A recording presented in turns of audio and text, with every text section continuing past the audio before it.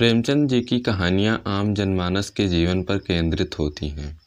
उन्होंने आम आदमी के जीवन को आधार मानकर उनकी समस्याओं, उनके संघर्षों व उनकी मानसिक वृत्तियों का सजीव अंकन अपनी कहानियों में किया है।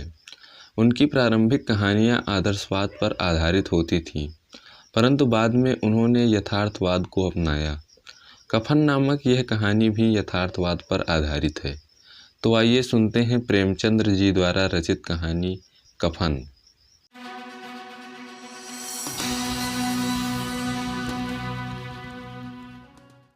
झोपड़े के द्वार पर बाप और बेटा दोनों एक बुझे हुए अलाव के सामने चुपचाप बैठे हुए हैं और अंदर बेटे की जवान बीवी बुधिया प्रसव वेदना में पछाड़ खा रही थी। रह रहकर उसके मुंह से ऐसी दिल दहला देने वाली आवाज़ निकलती थी कि दोनों कलेजा थाम लेते थे। जाड़ों की रात थी। प्रकृति सन्नाटे में डूबी हुई, सारा गांव अंधकार में लय हो गया था। घीसू ने कहा, मालूम होता है बचेगी नहीं। सारा दिन दौड़ते हो गया, जा देख तो आ। माधव चिढ़कर बोला, मरना ही है तो जल्दी मर क्यों नहीं जाती? देख कर क्या करूं? तू बड़ा बेदर्द है बे। साल भर जिसके साथ सुख चैन से रहा, उसी के साथ इतनी बेवफाई। तो मुझसे तो उसका तड़पना और हाथ पांव पटकना नहीं देखा जाता। चमारों का कुनबा था और सारे गांव में बदनाम। घीसू एक दिन काम करता तो 3 दिन आराम करता। माधव इतना कामचोर था कि आध घंटे काम करता तो घंटे भर चिलम पीता। इसलिए उन्हें कहीं मजदूरी भी नहीं मिलती। घर में मुट्ठी भर भी अनाज मौजूद हो तो उनके लिए काम करने की कसम थी। जब 2-4 फांके हो जाते तो घीसू पेड़ पर चढ़कर लकड़ियां तोड़ लाता और माधव बाजार से बेच लाता। और जब तक वह पैसे रहते दोनों इधर उधर मारे मारे फिरते। गांव में काम की कमी न थी। किसानों का गांव था। मेहनती आदमी के लिए 50 काम थे। मगर इन दोनों को उसी वक्त बुलाते जब 2 आदमियों से एक काम का पाकर भी संतोष कर लेने के सिवा कोई चारा न होता। अगर दोनों साधु होते तो उन्हें सौंदर्य और धैर्य के लिए संयम और नियम की बिल्कुल ज़रूरत न होती। यह तो उनकी प्रकृति ही थी। विचित्र जीवन था इनका। घर में मिट्टी के 2-4 बर्तन के सिवा कोई संपत्ति नहीं। फटे चीथड़ों से अपनी नग्नता को ढाके हुए जिए जाते थे। संसार की चिंताओं से मुक्त, कर्ज से लदे हुए। गालियाँ भी खाते, मार भी खाते, मगर कोई गम नहीं। दिन इतने की वसूली की बिल्कुल आशा न रहने पर भी लोग इन्हें कुछ न कुछ कर्ज दे देते थे। मटर आलू की फसल में दूसरों से खेतों से मटर या आलू उखाड़ लाते और भून भान कर खा लेते, या 10-5 ऊख उखाड़ लाते, रात को चूसते। घीसू ने इसी आकाश वृत्ति से 60 साल की उम्र काट दी और माधव भी सपूत बेटे की तरह बाप ही के पद चिन्हों पर चल रहा था, बल्कि उसका नाम और भी उजागर कर रहा था। इस वक्त भी दोनों अलाव के सामने बैठकर आलू भून रहे थे, जो कि किसी खेत से खोद कर लाए थे। घीसू की स्त्री का तो दिन बहुत ही हुए हो गया। माधव का ब्याह पिछले साल हुआ था। जब से वो औरत आई थी उसने इस खानदान में व्यवस्था की नींव डाली थी और इन दोनों बेगैरतों का दोजख भरती थी। जब से वो आई यह दोनों और भी आराम तलब हो गए थे, बल्कि कुछ अकड़ने भी लगे थे। कोई कार्य करने को बुलाता तो निर्व्याज भाव से दुगनी मजदूरी मांगते। और औरत आज प्रसव वेदना से मर रही थी और यह दोनों इसी इंतजार में थे कि वो मर जाए तो आराम से सोएं। घीसू ने आलू निकाल कर छीलते हुए कहा, जाकर देख तो क्या दशा है उसकी। चुड़ैल का फिसाद होगा और क्या। यहाँ तो ओझा भी 1 रुपया मांगता है। माधव को भय था कि वह कोठरी में गया तो घीसू आलूओं का बड़ा भाग साफ कर देगा। बोला, मुझे वहाँ जाते डर लगता है। डर किस बात का, मैं हूँ तो यहीं। तो तुम ही जाकर देख लो ना। मेरी औरत जब मरी थी तो 3 दिन तक उसके पास से हिला तक नहीं। और फिर मुझसे लजाएगी कि नहीं। जिसका कभी मुंह नहीं देखा आज उसका उघड़ा हुआ बदन देखूं, उसे तन की सुध भी तो ना होगी। मुझे देख लेगी तो खुलकर हाथ पांव भी ना पटक सकेगी। मैं सोचता हूँ कोई बाल बच्चा हुआ तो क्या होगा। सोंठ गुड़ तेल कुछ भी नहीं है घर में। सब कुछ आ जाएगा भगवान दे तो। जो लोग अभी 1 पैसा नहीं दे रहे हैं वही कल बुलाकर रुपए देंगे। मेरे 9 लड़के हुए घर में कभी कुछ ना था। मगर भगवान ने किसी न किसी तरह बेड़ा पार ही लगाया। जिस समाज में रात दिन मेहनत करने वालों की हालत उनकी हालत से कुछ बहुत अच्छी न थी और किसानों के मुकाबले में वे लोग जो किसानों की दुर्बलताओं से लाभ उठाना जानते थे कहीं ज़्यादा संपन्न थे, वहाँ इस तरह की मनोवृत्ति का पैदा हो जाना कोई अचरज की बात न थी। हम तो कहेंगे घीसू किसानों से कहीं ज़्यादा विचारवान था और किसानों के विचार शून्य समूह में शामिल होने के बदले बैठकबाजों की कुत्सित मंडली में जा मिला था। हाँ, उसमें यह शक्ति न थी कि बैठकबाजों के नियम और नीति का पालन करता, इसलिए जहाँ उसकी मंडली के और लोग गांव के सरगना और मुखिया बने हुए थे उस पर सारा गांव उंगली उठाता था। फिर भी उसे यह तस्लीन तो थी कि अगर वो फटे हाल है तो कम से कम उसे किसानों की सी जी तोड़ मेहनत तो नहीं करनी पड़ती और उसकी सारी सरलता निर्दयता से दूसरे लोग बेजा फायदा तो नहीं उठाते। दोनों आलू निकाल निकाल कर जलते जलते खाने लगे। कल से कुछ नहीं खाया था, इतना सब्र ना था कि ठंडा हो जाने दें। कई बार दोनों की जवानें जल गईं। छिल जाने पर आलू का बाहरी हिस्सा जवान हलक और तालू को जला देता था और उस अंगारे को मुंह में रखने से ज़्यादा खैरियत इसी में थी कि वो अंदर पहुंच जाए। वहाँ उसे ठंडा करने के लिए काफ़ी सामान थे, इसलिए दोनों जल्द जल्द निकल जाते। हालांकि इस कोशिश में उनकी आंखों से आंसू निकल आते। घीसू को उस वक्त ठाकुर की बारात याद आई जिसमें 20 साल पहले वो गया था। उस दावत में उसे जो तृप्ति मिली थी वह उसके जीवन में एक याद रखने लायक बात थी और आज भी उसकी याद ताज़ी थी। बोला वह भोज नहीं भूलता। तब से फिर उस तरह का खाना और भरपेट नहीं मिला। लड़की वालों ने सबको भरपेट पूड़ियाँ खिलाई। सबको छोटे बड़े सबने पूड़ियाँ खाईं और असली घी की चटनी, रायता, 3 तरह के सूखे साग, एक रसेदार तरकारी, दही, चटनी, मिठाई। अब क्या बताऊं कि उस भोज में क्या स्वाद मिला। कोई रोक टोक नहीं, जो चीज़ थी जो चाहो मांगो, जितना चाहो खाओ। लोगों ने ऐसा खाया कि किसी से पानी न पिया गया।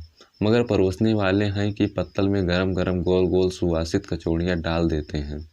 मना करते हैं कि नहीं चाहिए, पत्तल पर हाथ रोके हुए हैं, मगर वो हैं कि दिए जाते हैं।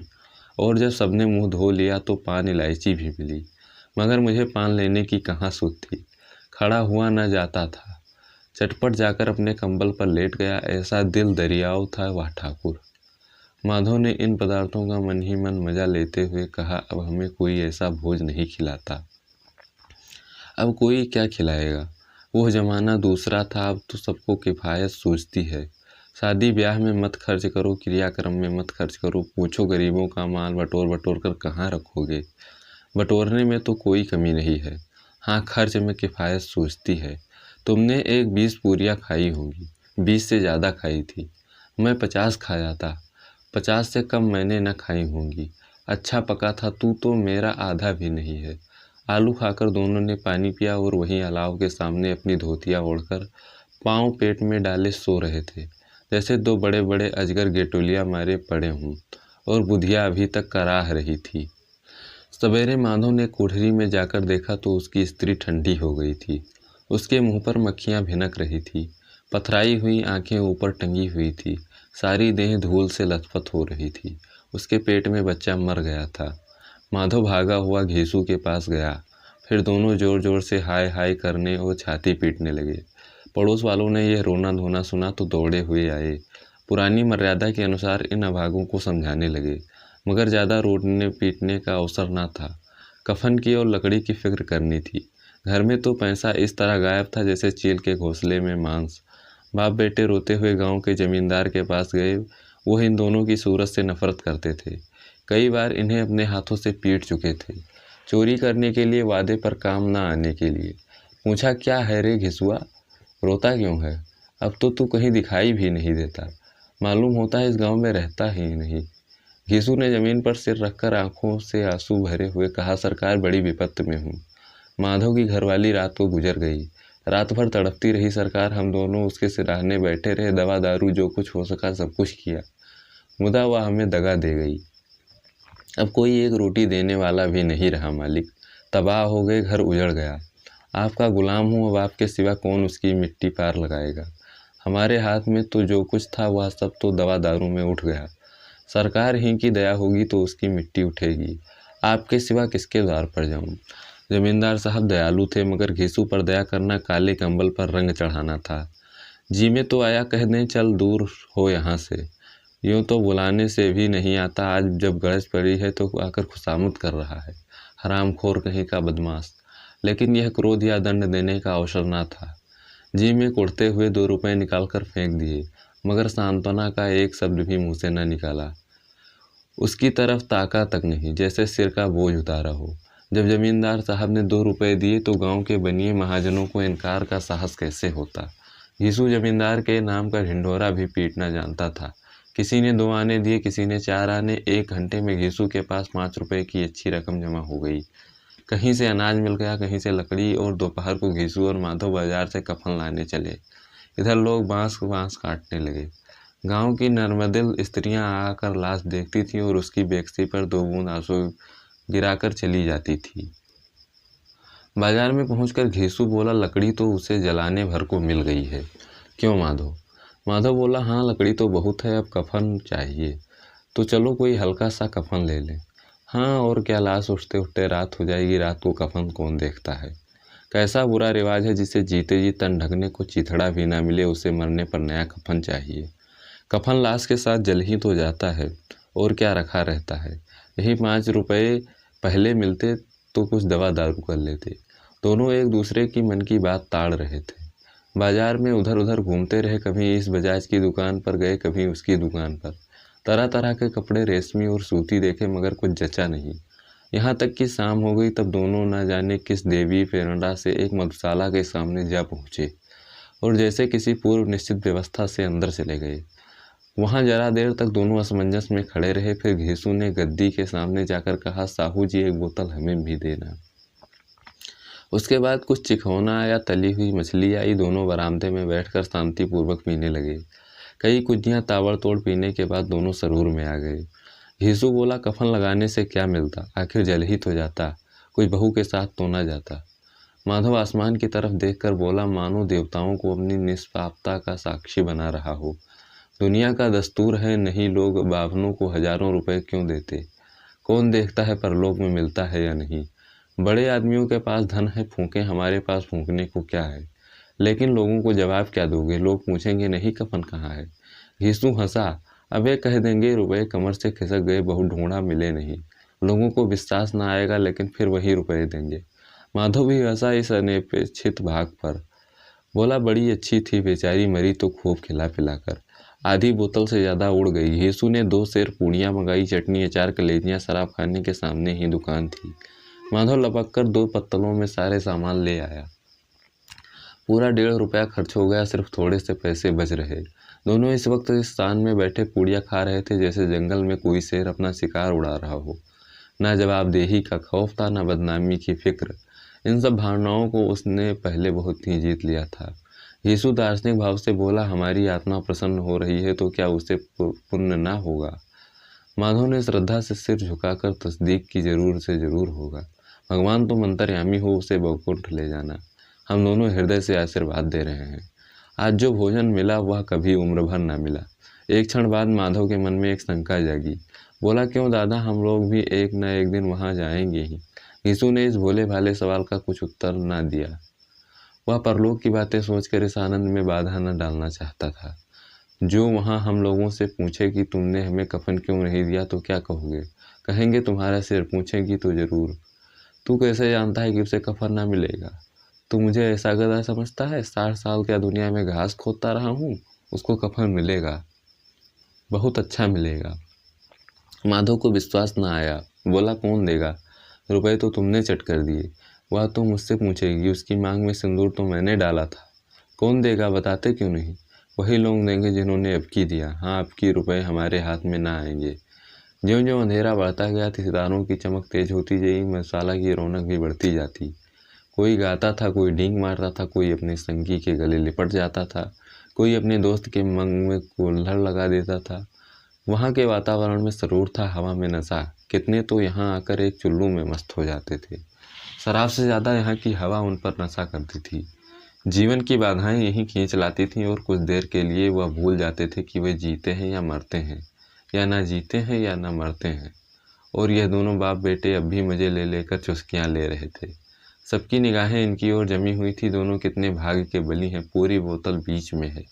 भरपेट खाकर माधव ने बची हुई पूड़ियों का पत्तल उठाकर एक भिखारी को दे दिया, जो खड़ा इनकी ओर भूखी आंखों से देख रहा था और देने के गौरव और आनंद उल्लास का अपने जीवन में पहली बार अनुभव किया। यीशु ने कहा, ले जा, खूब खा, आशीर्वाद दे। जिसकी कमाई है वह तो मर गई, मगर तेरा आशीर्वाद उसे जरूर पहुंचेगा। रोए रोए से आशीर्वाद दो, बड़ी गाढ़ी कमाई के पैसे हैं। माधव ने फिर आसमान की तरफ देखकर कहा, वो बैकुंठ में जाएगी दादा, बैकुंठ की रानी बनेगी।